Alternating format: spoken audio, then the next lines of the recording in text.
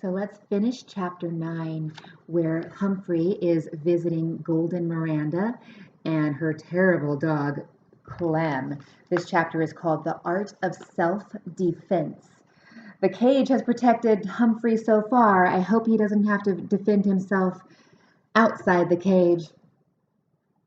Okay, so Miranda had set up an area on her desk for him to explore. A desktop is a very interesting place in case you've never explored one. Miranda's desktop had a big cup with hearts all over it. The cup was filled with pencils. Ah, pencils smell so sweet. She had a round silvery container of paper clips and a square purple container of rubber bands. She had lots of paper in a pink box, and she had a big fat dictionary. I could really use one of those.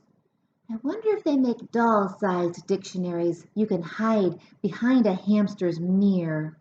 A dictionary is a big book that has all the words in it and what the words mean and how to use them and how to spell them. You can use Google nowadays. Miranda giggled as she watched me check things out.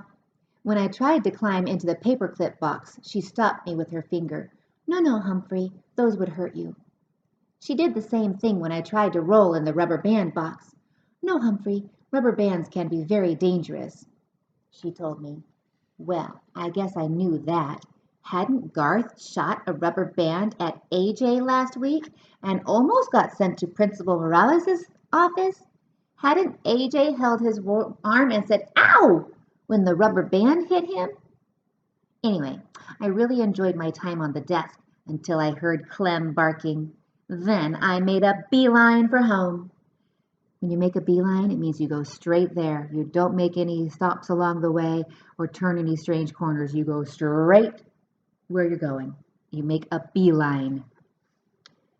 Oh, Humphrey, I won't let Clem hurt you. Honest, she assured me as she gently helped me back in my cage. I believed her. I really did. But when it was bedtime and Miranda's mom came into the room to say good night, she said some words that sent a chill up my spine. That means you are worried. Don't forget, we're going to the Nicholson's house tomorrow night. Miranda protested. I hate to leave Humphrey. Clem gives him such a hard time. We'll lock the door this time, honey. He'll be okay, her mom said. And tonight, Clem will be in my room. After her mother left, Miranda assured me Clem loves to sleep in Mom's room. But if anything happens and you get scared, just give me a squeak, she told me. Don't worry, I will, I assured her. I didn't sleep that night. For one thing, the stars on Miranda's ceiling glow in the dark, and they're so beautiful I couldn't take my eyes off them. For another thing, well, I am nocturnal. But mainly, I didn't sleep because I was worried about Clem.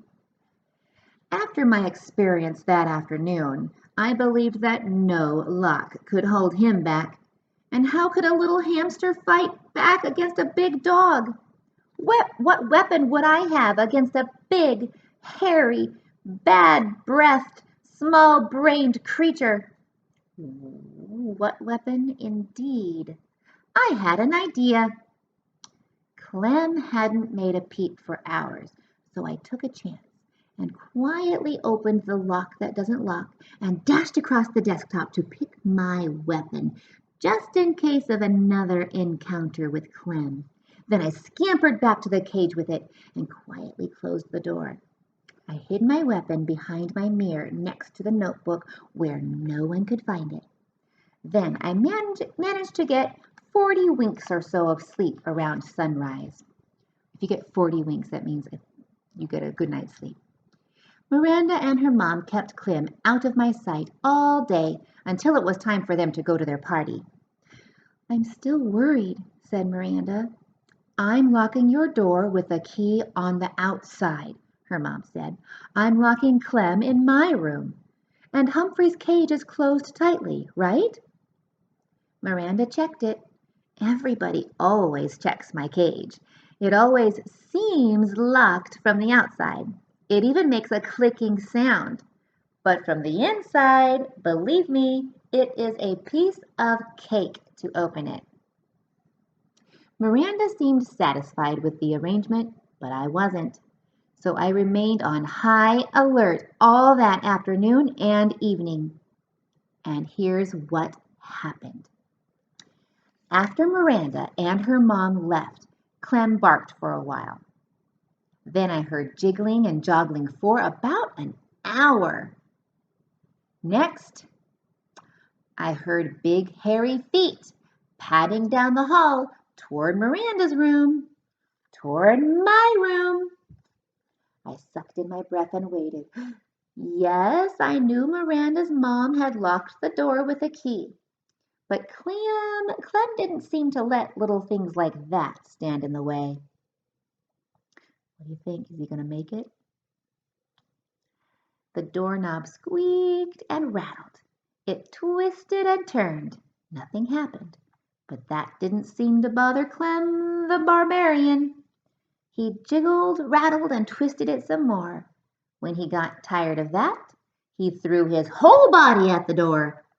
And then, very slowly, the door opened. Clem actually seemed surprised, but I wasn't. I had spent the last 2 hours carefully preparing for this very moment.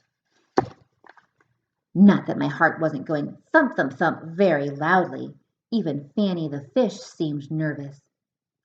Clem trotted right up to my cage and stuck his big wet nose up against it.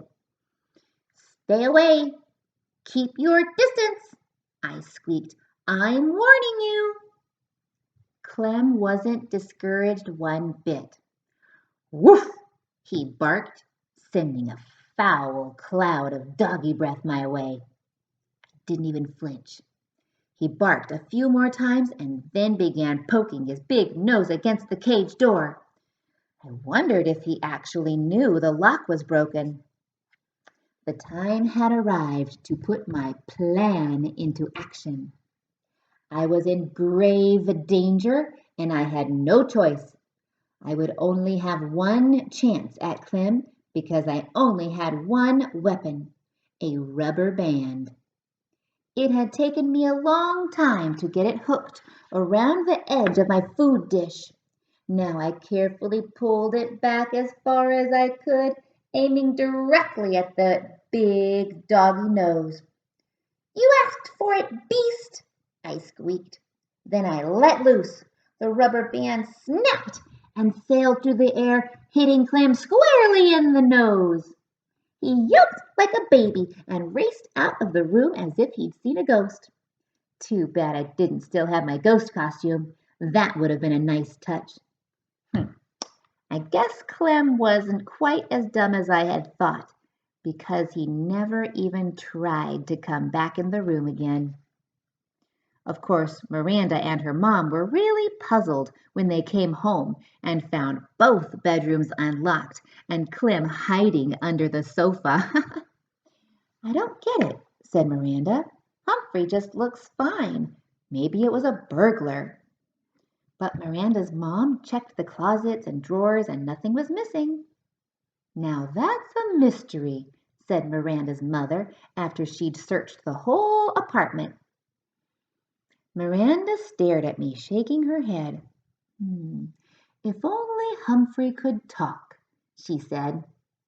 "But I can, if you'd just listen," I told her. "I bet you'd have a lot to tell us," Miranda continued, not understanding my squeaks, of course. "Yes, I do," I thought. "I have enough to fill a book." Tip number 9. Hamsters do not enjoy contact with other animals. A cat or dog may eat a hamster or at least do it harm. So if you ever get a hamster, remember that. And that was chapter 9. I hope you enjoyed it.